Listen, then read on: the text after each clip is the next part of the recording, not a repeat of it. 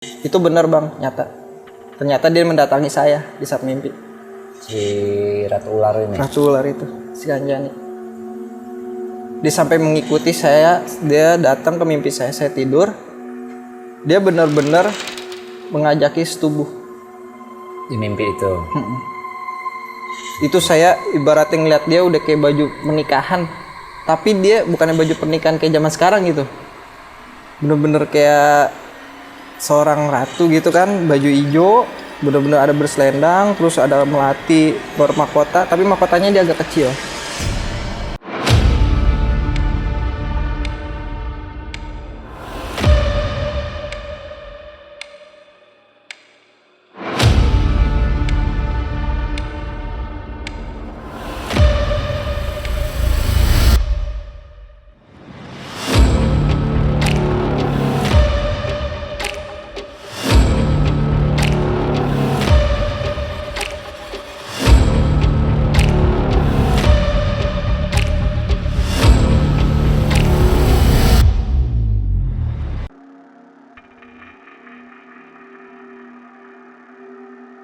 Assalamualaikum warahmatullahi wabarakatuh.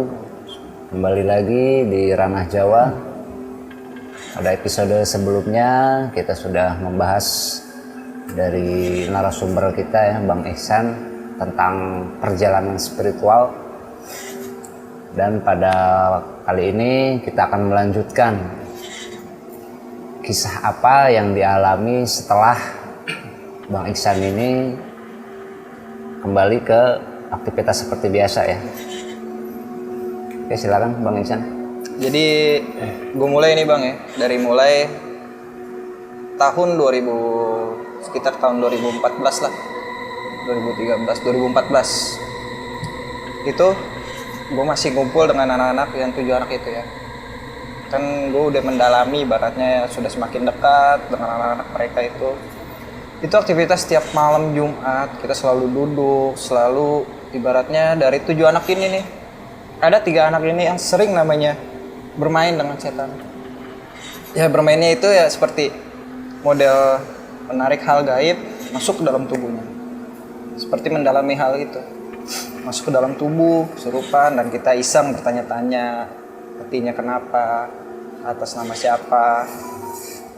Lama-lamaan kayak ngerasa wah seru nih main kayak gini nih, karena kan itu main cuman di lokasi circle, ibaratnya di daerah sendiri lah. Nah gue berpikir wah kenapa nggak kita coba nih jalan-jalan jauh gitu kan, apalagi kan anak-anak baru sekali jalan-jalan jauh ke Curug Cipavikis. Nah nggak lama ada satu anak nih bilang, jadi yuk besok yuk kita ke Gunung Salak yuk ya, iseng yuk kan. Gunung Salak mana nih? Ada yang minta katanya Gunung Salak pertama, itu daerah puncak.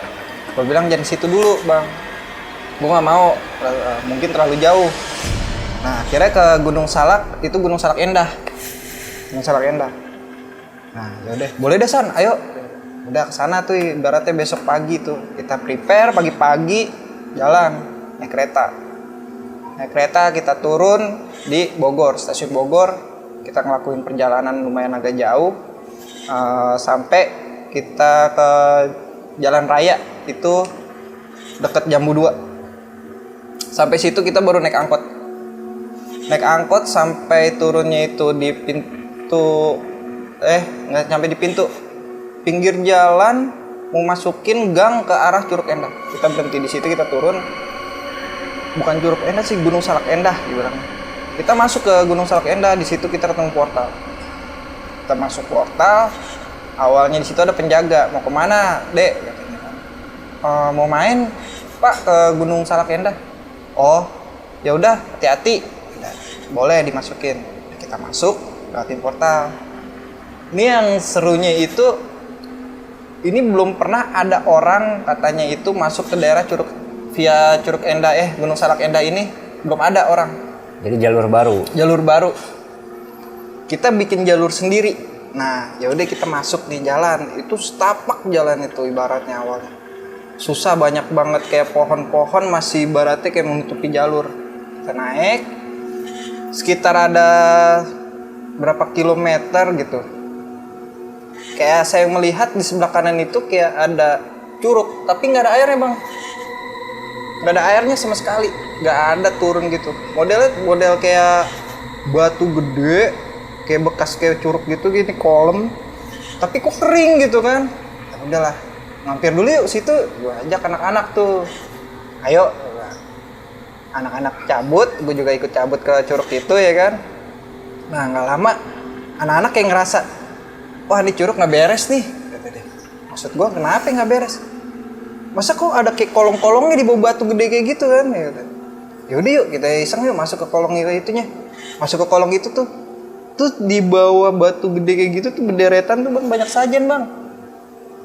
Wah di situ kita makin seru nih kan mikirnya. Wah seru nih, banyak sajen nih.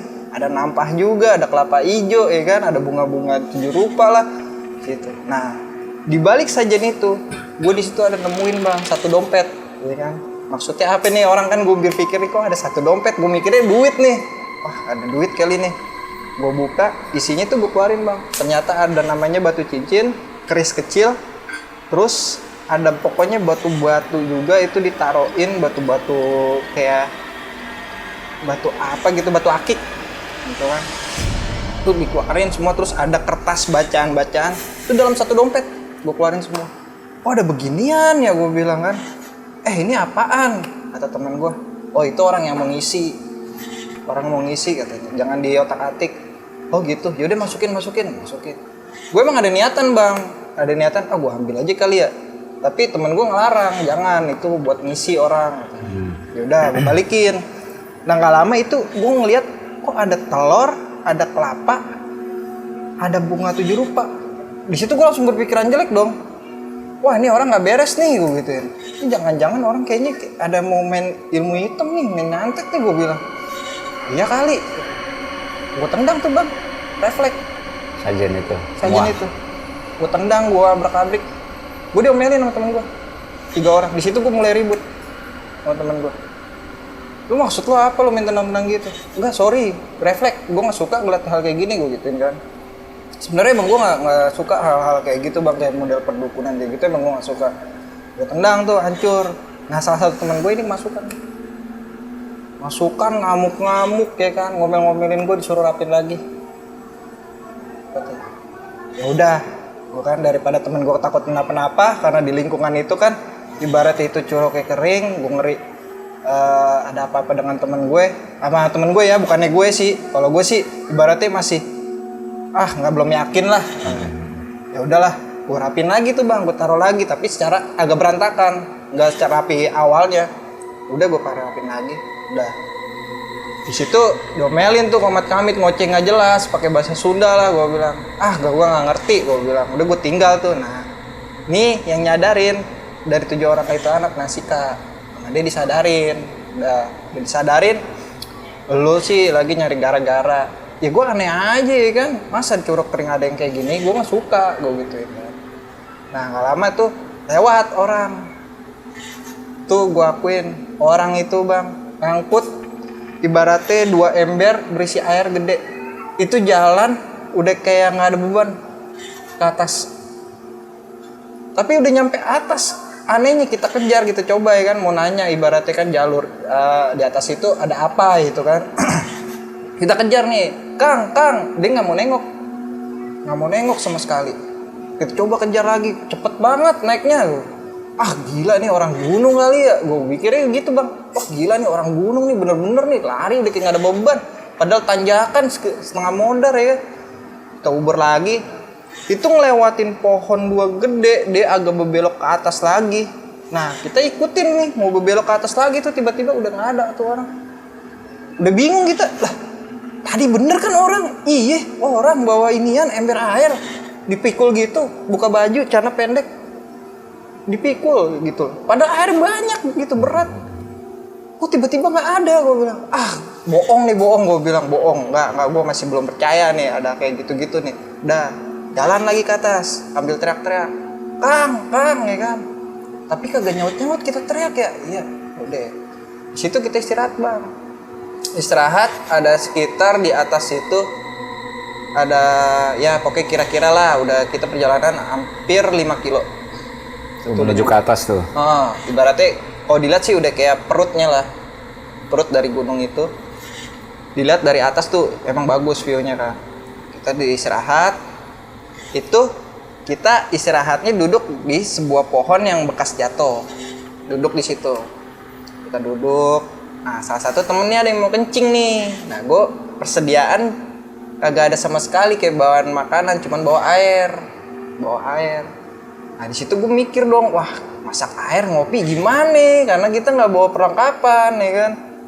Ya udahlah, pas banget ada temen ya kan, ada yang bawa susu kaleng. Gue bilang aneh, gue bawa susu kaleng nih, gimana ya nyeduhnya? Ya. Lah, ya udahlah mau nggak mau susu kaleng itu gue buang bang. Jadi buat kayak ini lah tungkunya lah. Nah, gue di situ nyediain kayak model masak kopi di situ dari tungku itu kaleng. Gue bakar di situ, gue gali lubang. Temen ngencing di salah satu ada pohon tuh 2 tuh dempet gini nih, pohonnya 2 ya kan, kayak gandeng gitu. Kencing di tengah-tengah kan. Udah gak lama abis kencing itu bengong di pohon itu, sampai dipanggilin kagak mau, nggak mau nengok sama sekali. Woi, itu gua namanya si G itu G yang kencing itu. iya G, woi Boleh minum kopinya.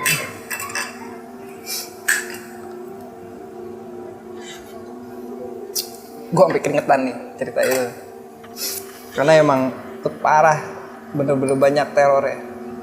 Si G itu bengong sampai dipanggilin ada 4 kali 5 kali tuh. G, woi nengok, nggak mau nengok dia juga. Ini lu mau kopi gak? G, woi lama banget lu kencing udah kayak berak. Udah pengen gituin ya kan. Si I nyamperin, woi bangun, kaku bang. Itu orang Kaku. akunya Woi si G nih. akunya gimana, bengong melotot dia begini. Woi G, udah kaku tuh. Woi kayak si G kaku nih. Dia tuh dia gotong ya kan, digotong ya kan, ditidurin tuh dia sambil ngeliatin begini aja. Udah G, ambil air, nggak beres. Gue bingung nih, kenapa nih orang? Gue bilang sampai kaku begini, gue tamparin ya kan. G, sadar goblok, weh. Nah, Sika, emang dia kan orangnya bisa ya ibaratnya kan. Yang ibaratnya anak paling lama di antara emak ini. Didikan emang. Diinin air sama dia, diguyurin, diusapin, ya kan. Sampai dibacain nggak tahu bacaannya apa, diusapin ke mukanya, merem tuh. Nah, saya kata Sika, udah biarin aja dulu, kita duduk. Nah, kita duduk nih. Dia di tengah-tengah, kita bikin lingkaran. Kita duduk. Yaudah kita doa yuk, kita fokusin ke dia. Nah, gue doa ikutin kan, kita fokusin kayak ini. Habis itu zikir, nggak lama sadar dia, tapi sambil ngeraung gini. Woi, si G nggaung. Kak, gas, kata si I. Udah digas. Ikut masuk juga ternyata si Kak. Berantem bang berdua. Tuh berantem tepak-tepok di tengah hutan begitu. Gue udah pikirannya, gue ngerinya, wah gue ngeri nih ya. Yang salah satu tiba-tiba petonjok atau kayak gimana jatuh ke bawah kan, ke gelinding-gelinding. Udah tuh gue melin sih, buruan nih, sadarin gue bilang. Masalahnya, aduh ngeri nih tengah hutan gue bilang. Udah tuh disadarin sama si I. Sadar, ya udah pingsan. Udah kata si, udah biarin resan ini. Bukannya gimana ya, gue bilang. Gue ngerinya kalau namanya pingsan gini, kan kosong. Ngeri ntar masuk lagi berdua, ntar ribet lagi, gue gituin kan. Yaudah.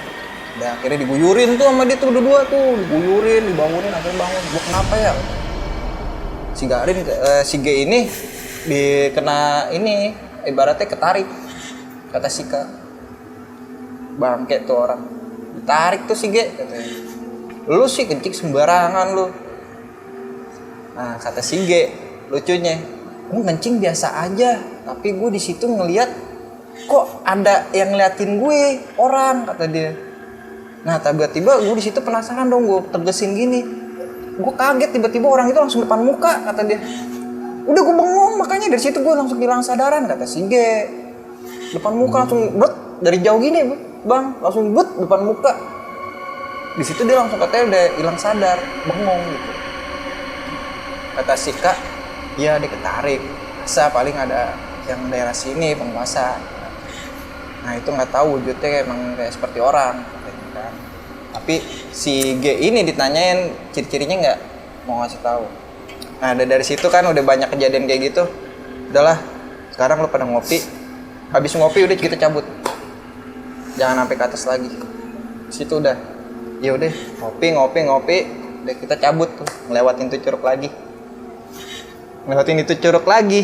Sebenarnya gue penasaran, pengen gue ambil itu dompet yang isinya itu ada kris kecil, ada bacaan, ada cincin itu. Gue sampai berapa kali nengokin ke situ terus, sampai gue ambil apa enggak ya, karena gue penasaran. Tapi temen gue udah tahu, tak dikelepak kepala gue, cabut dan macem-macem di sini, ibaratnya parah di sini mah, nguasa sini, lu jauh nggak usah macem-macem, udah gue cabut, udah gue pulang dari situ. Itu nggak denger kan berarti? Maksudnya emang nggak nginep? Enggak. Tapi emang ada rencana lo bawa peralatan nginep? Enggak. Tenda? Oh emang enggak ya? Enggak. Karena gue emang di situ cuman niatan pengen kayak nelusurin aja lah. Ada apaan sih ini di Gunung Salak Endah ini kan? Yang satu kan mintanya ke Gunung Salak, kayaknya gue berpikir kan perlengkapan juga bang, emang gue berpikir juga di situ, wah kita juga butuh, pasti ada waktu ya kan, di sana ntar naiknya juga ribet, tambah lagi perlengkapan yang kita nggak punya ya kan. Yang biasa-biasa aja ke Gunung Salak Endahnya deh, lewat situ via ibaratnya jangan sampai puncak lah, gue udah mikir di situ. Ya udah, tanpa peralatan bang, tapi untungnya itu ada aja tuh yang aneh tuh, bocah satu bawa susu kaleng. Masih untung gue bilang, lo bawa susu kaleng ya. Jadinya akhirnya ya udah pas banget ya kan, bikin kopi dari susu kaleng itu ya kan, dikeluarin semua susunya, kita gali, terus kita bikin api kecil gitu, unggun kayak gitu, udah taruh di atasnya ini pakai batu, diinin batu susu kaleng, udah nyeduh begitu. Tapi Kayak kalau waktu zaman kecil. konsumsi kopi mah emang bawa ya? Kopi bawa, itu selalu emang kalau kemana-mana kita kalau jalan jauh tuh pasti bawa kopi ya kan. Nah udah itu kita pulang ya kan, udah pulang itu udah mau masukin azan maghrib, kita berhenti di portal pintu masuk itu. Nah ini si G ini gue ngerinya kayak masih ada ketinggalan gitu jati diri dia. Masih belum full lah kesadarannya ya? Itu duduk bengong, Masih bengong, sampai digamparin masih bengong aja. Woi G, udah. Sampai digituin kan. Lo masih di sono? Ya, gue masih ngeliatin itu orang, penasaran siapa sih yang tiba-tiba depan muka gue katanya. Udah nggak usah dipikirin lagi ya kan, ngikut ntar ribet. Udah tuh kita nggak lama gue langsung beli gorengan. Udah, gue beli gorengan dulu ya, gue bilang. Mungkin lo pada lapar, gue nyari gorengan ke bawah. Gue balik lagi, si G tiba-tiba udah lagi ditantahan, lagi ngerangkak mau ke atas lagi, balik lagi itu. Posisi berarti udah kerasukan lagi? Iya. Itu dia emang paling gampang. Gua akuin dia paling gampang namanya kena kayak gitu, kesambet-sambet gitu. Itu dia ditarik-tarik, wah apa lu, sampai ditantang. Gua bilang, kenapa sih Ge? Tahu dia mau balik lagi deh, sampai ngamuk-ngamuk loh si Kak, sampai ditonjok dia, sampai nahan gitu ditonjokin katanya. Serius iya. Udah pegangin, pegang tuh tangan sama kakinya udah, sama si Ika udah dibacain apa tuh, ambil air, udah pingsan lagi. Wah ini udah buru-buru deh sadarin, kita buru-buru bawa ke emak deh. Gue ngerinya bener-bener dia masih ketinggalan, gue bilang gitu. Ya udah akhirnya itu nyari angkot bang, kita nyarter. Dapet tuh angkot, alhamdulillah, gue bersyukur ya kan. Bang, sampai stasiun bang. Kayak berapa? Dia nembak awalnya 2,5. Aduh, 2,5 lagi, duit kagak ada yang megang segitu. Udah tanya dulu deh, lu pada megang berapa? Ada yang megang 50.000, ada yang megang 20.000, nggak ada yang megang 100.000. Megang 50, megang 20, udah dikumpulin tuh total ada 80.000 ibaratnya. Nah yang 3 anak ini nggak bawa duit, cuman bawa duit berapa bang? 5.000. Gue cuma 5.000. Ya gue kasihan kan dia nanti dari stasiunnya naik angkot lagi kan, udah yang rela aja dah, gue bilang kumpulin 80.000. Kan cuma dapat 80. Apa 80.000 nggak nyampe ke stasiun nih gitu, nama supir angkotnya. Ya tolonglah Kang, nggak usah sampai stasiun deh, sampai deket stasiun aja.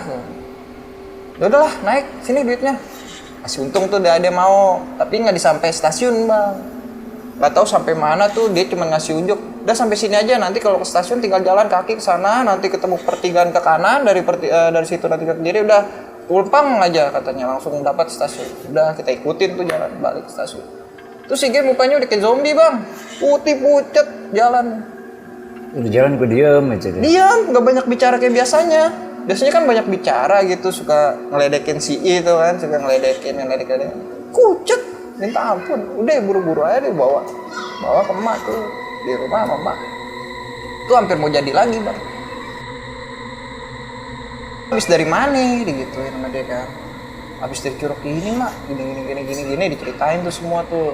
Sampai gue namanya diomelin juga gara-gara tentang sajen ya kan. Karena kan gue emang nggak suka ngeliat hal kayak gitu kan. Diomelin juga. Lo setidaknya walaupun nggak suka, setidaknya lo hormatin gitu lo kan, kata si mak gitu. Nggak usah lo ganggu, lo diemin lebih baik. Udah cukup tahu aja, kata si mak. Oh gitu ya mak. Iya. Lo sampai nendang gitu, lo mau tahu? Tuh di belakang lo udah banyak yang ngikutin lo. Gue bingung, serius?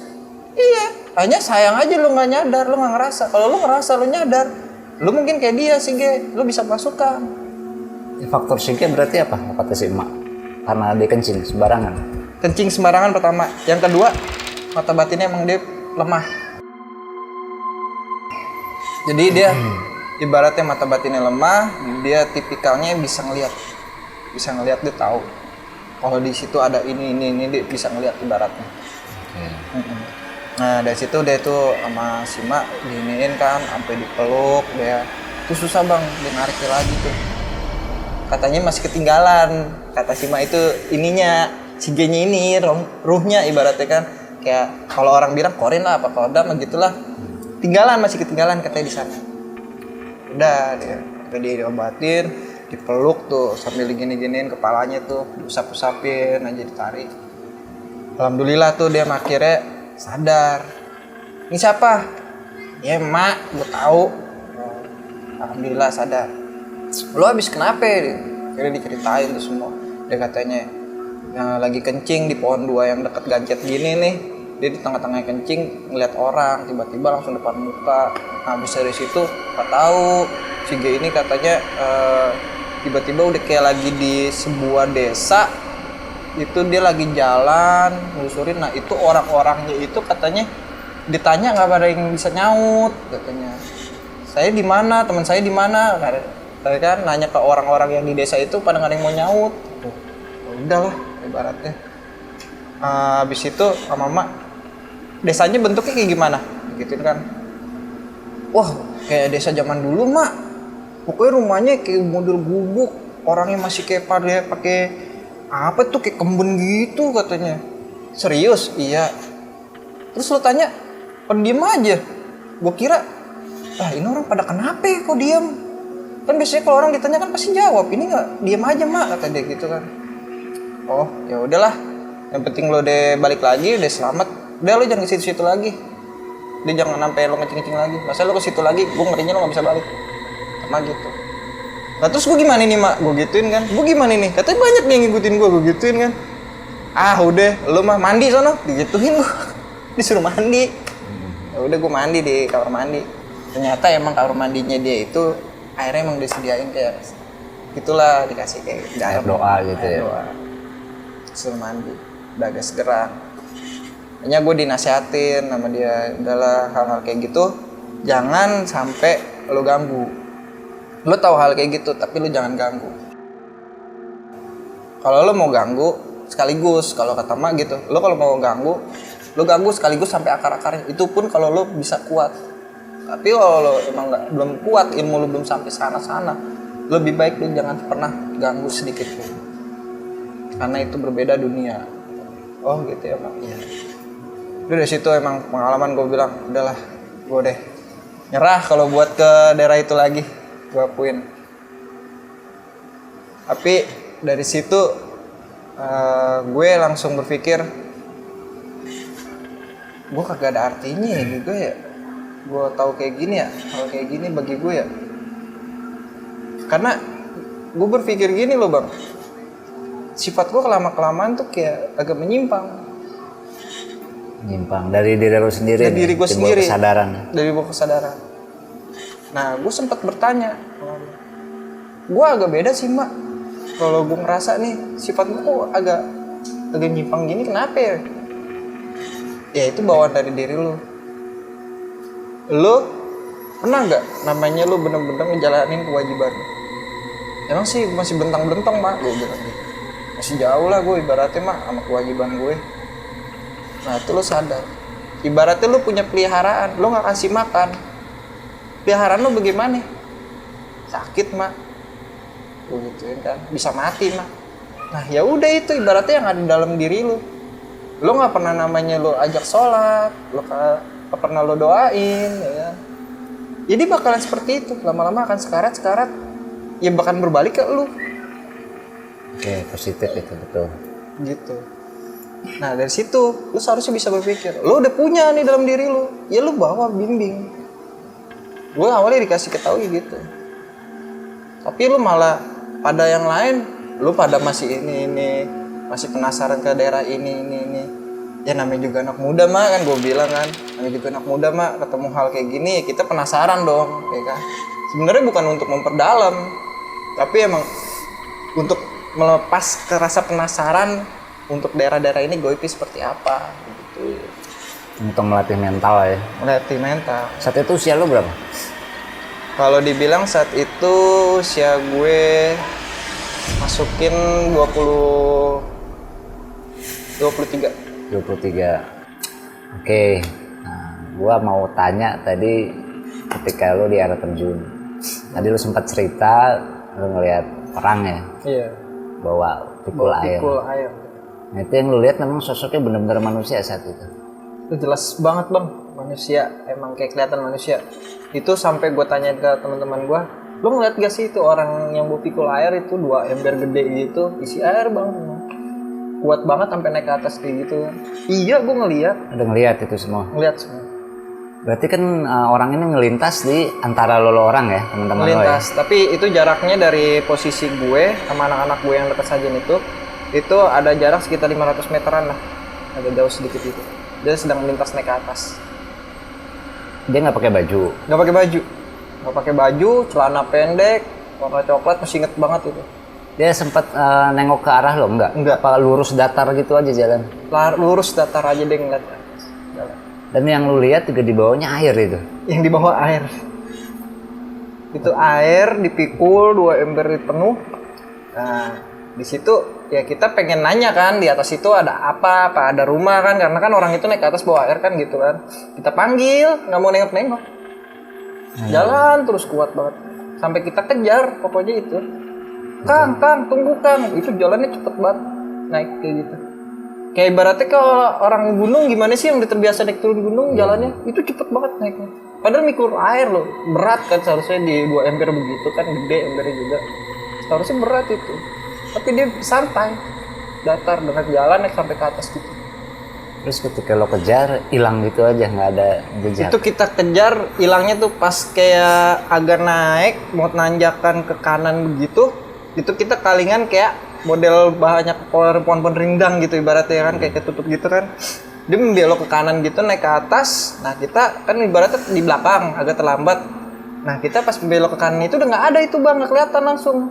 Udah langsung kayak semak belukar begitu.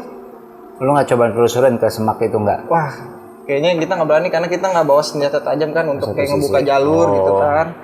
Ya udahlah kita mau nggak mau, ya udah kita balik lagi aja nyari tempat buat istirahat. Kebetulan ada deket situ emang tempat buat santai, agak lumayan lah tempatnya, datarannya gitu. Itu kanan itu berarti kan sebelum teman lo kerasukan ya? Iya sebelum. Nah tapi saat itu lo lihat tahu-tahu tuh orang hilang, pemikiran lo apa tuh saat itu? Awalnya sih gue mikir, kayak mungkin hanya ini kali ya, bayangan gue kali gitu kan. Tapi gue mikirin lagi, tapi kan teman-teman gue ini pada bisa ngelihat gitu loh, ngelihat. Tapi apakah teman-teman gue juga cuma ngeliatnya pakai mata batinnya? Mungkin kan mikirnya, tapi nggak mungkin karena gue nanya bang, lo pada ngeliat gak sih itu beneran orang atau bukan? Iya itu orang, makanya kita kejar. Saat itu waktu jam berapa itu? Saat lo di itu? Gue naik ke puncak gunung itu saat itu pukul 3, udah mau masukin asar. Oh udah asar. Lo ngeliat orang itu juga pas asar berarti? Asar. Belum masuk maghrib ya? Belum. Karena kita turun itu pas sore jam 5 lewat 18 menitan lah. Kita pas itu turun. Nyampe di portal itu kita udah pas maghrib jam 6-an. Oh ketika lo arah turun. pulang? Arah pulang. Terus ada obrolan lagi soal yang laki-laki bawa air ini sama teman-teman lo nih. Ada satu orang itu dia sebenarnya penasaran si I. Dia penasaran.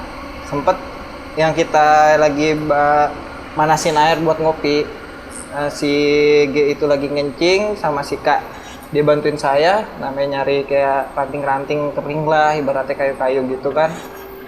Dia sendiri naik, penasaran. Sampai akhirnya mentok. Sudah mentok dia balik lagi. Langsung bilang, bener San, kagak ada jalan. Semak belukar semua. Itu orang lewat mana ya? Sampai dia begitu mikirnya. Itu orang sampai kemana ya? Belok mana ya? Penasaran nih, saking penasarannya dia sendiri. Tapi saat itu ya lo orang pikirannya positif lah ya. Ya gitulah bang, namanya kita lagi di keadaan begitu. Kalau kita pikiran negatif juga ngeri sih bang. Terjadi sama kita. Tapi mungkin nggak dari awal itu pertanda ya mungkin karena kejadian itu kan sebelum teman lo kerasukan kan. Tapi setelah lo ngancurin Sesajen.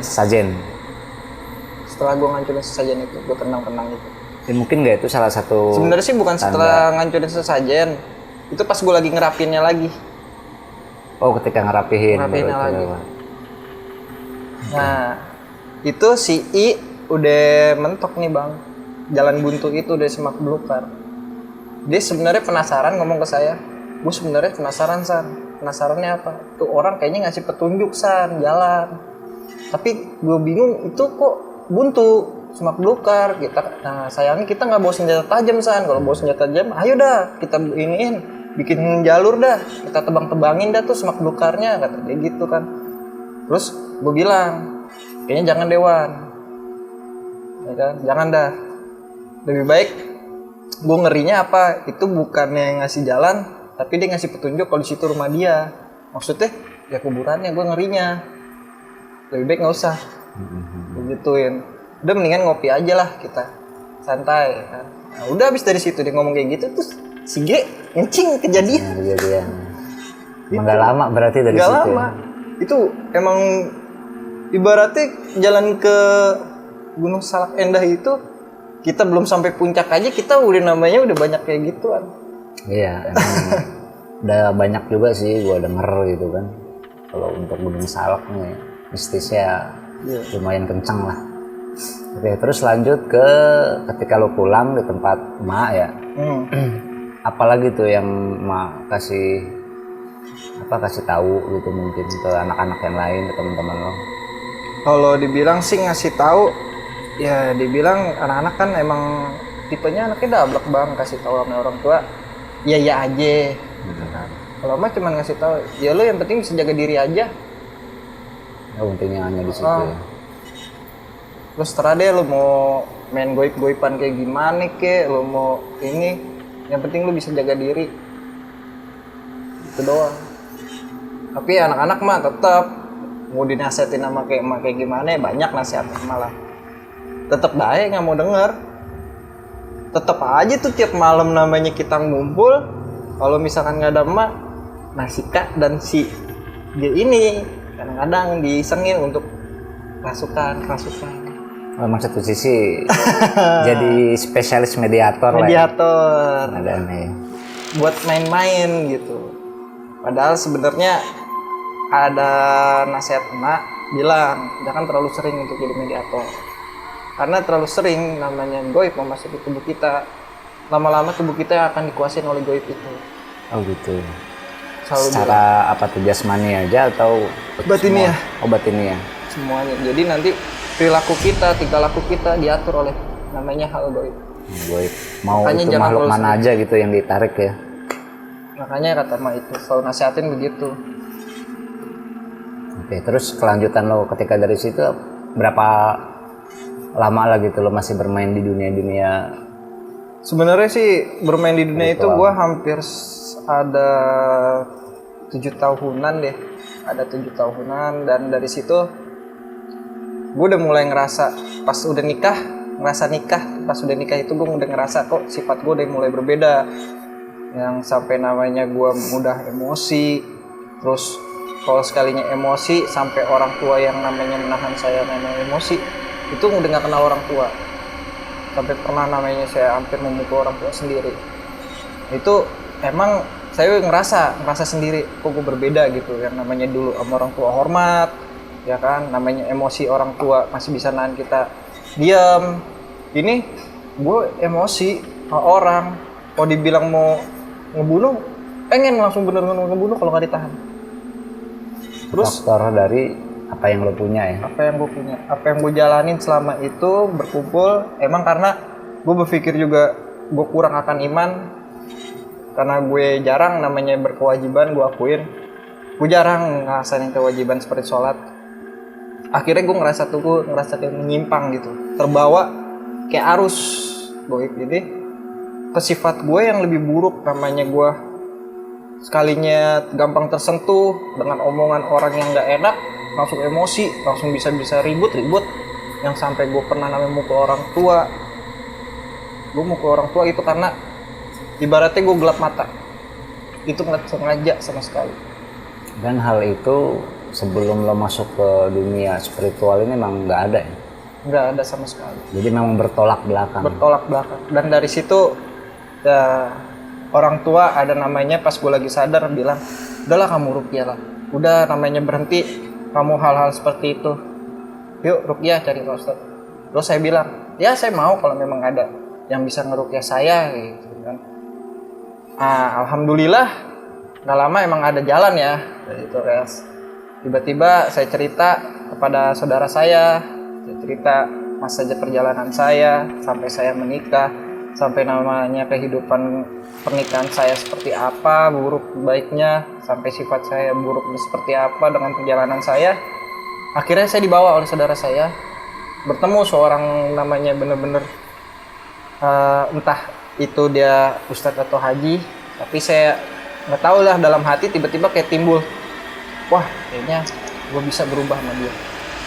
Ditemukan sama seseorang ini yang namanya bisa berubah diri gue. Dan gue ketemu dengan orang itu, dan saat gue bersalaman pun gue ngerasa kok kayak tenang gitu hati gue. Tiba-tiba pikiran gue kayak gue mau nih orang ini misalkan nyuruh gue apa aja gue mau nih. Nah gue ngobrol sama orang itu yang dibawa sama saudara gue tuh. Gue ngobrol, gue curahkan semua perjalanan gue, apa yang gue rasain, dan dia akhirnya cuman menyarankan, yuk kamu mandi. Dan saya dimandikan oleh dia. Di situ benar-benar saya duduk dimandikan sama dia. Itu benar-benar segala sesuatu dosa-dosa saya tuh sama yang pernah saya lakuin tuh timbul di bayang. Sampai yang namanya ada rasa mau mengamuk pun juga ada. Tapi masih alhamdulillah tahan oleh itu yang mandiin. Yang sampai akhir itu terakhir kali terbayang wajah ibu satu. Jadi timbul rasa penyesalan. Dan di situ nangis. Wajah ibu nangis karena saya sudah ngerasain dari hal perjalanan saya selama 7 tahun ini bertualang kemana-mana hanya demi untuk mencari tahu sosok-sosok gaib, penguasa ini, penguasa itulah. Ternyata lama-lama saya tuh ngerasa kok saya menyimpang, sampai memang saya salah namanya untuk bagaimana menyingkapinya tentang hal gaib ini, kemana arahnya nggak saya bimbing. Sampai akhirnya ketemu Pak Ustadz inilah bahasanya. Dia mengarahkan tuh. Dia mengarahkan. Dan di situ saya sempat hampir mau pingsan dimandiin. Tapi sama dia ditahan, dimandikannya itu. Dah, sekarang habis itu mandi, kamu pakai baju sholat. Disuruh sholat. Terus disuruh dikasih amalan. Ini amalan kamu untuk nanti kamu amalkan. Nanti dari si amalan ini mana yang hak, mana yang batil untuk diri kamu, nanti kamu akan tahu. Tapi insya Allah, alhamdulillah, insya Allah yang negatif-negatif kata Pak Ustadz itu pergi. Dan efeknya sampai sekarang nih. Maksudnya alhamdulillah sampai sekarang ini saya ngerasain ada perubahan. Saya bersyukur, emang pertama saya bersyukur hanya kepada Allah. Saya bersyukur Allah sudah menunjukkan jalan bagaimana saya bertemu saudara saya mencurahkan bagaimana kehidupan saya, dan dibawalah kepada Pak Ustadz itu. Ternyata Allah menunjukkan jalannya seperti itu. dan hingga saat ini mungkin agak sedikit mungkin udah berubah sih. Oke, Bang, mungkin ada pesan-pesan buat teman-teman kita di rumah. Ya, pesan-pesan dan kesan gue dari buat teman-teman yang ada di rumah, ya cukup ambil sisi positifnya dari kehidupan gue, jangan diambil sisi negatifnya dari kehidupan gue. Itu aja sih. Oke, makasih banyak ya Iya. buat waktunya. Semoga sehat terus. Ya, sama-sama. Kawan-kawan, kita sudah mendengar tadi perjalanan hidup dari narasumber kita. Cukup dijadikan pelajaran untuk teman-teman semua di rumah, dan kami di sini hanya menghibur ya. Dukung terus channel kami dengan cara like, komen, dan subscribe. Bila teman-teman juga punya cerita-cerita terkait spiritual dan mistis, bisa dikirim ke email kita. Cukup sampai di sini. Kita akhiri. Wassalamualaikum warahmatullahi wabarakatuh.